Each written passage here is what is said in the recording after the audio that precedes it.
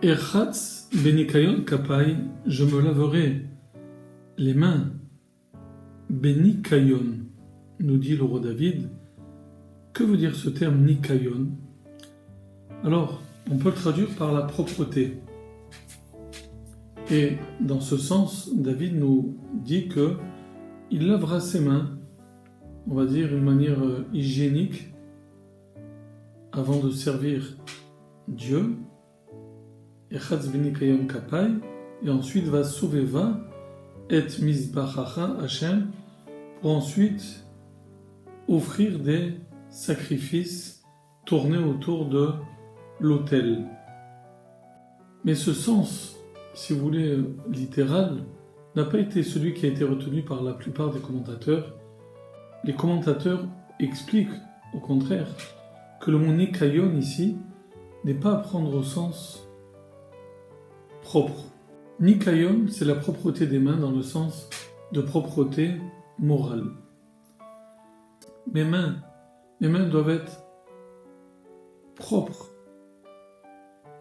et non pas entachées par la faute, par le vol ou par d'autres mauvaises actions.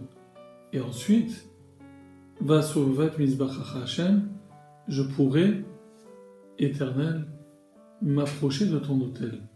Dans le Talmud, on peut lire l'idée suivante. Tout celui qui, le matin, se lève et d'abord se lave les mains. C'est un acte qui est symbolique, de la même manière que les prêtres, à l'époque, se lavaient les mains avant leur service.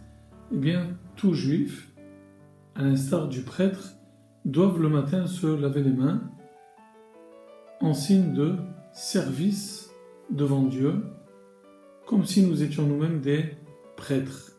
Donc tout celui qui, le matin, se lave les mains, puis ensuite met ce qu'on appelle les téphilines, les phylactères, des lanières qu'on va attacher autour du bras, qui nous rattachent à Dieu, puis ensuite lit le schéma Israël, et ensuite prie devant Dieu, eh bien celui-là est considéré, cette personne a tellement bien agi qu'elle est considérée comme si elle avait apporté un sacrifice devant Dieu.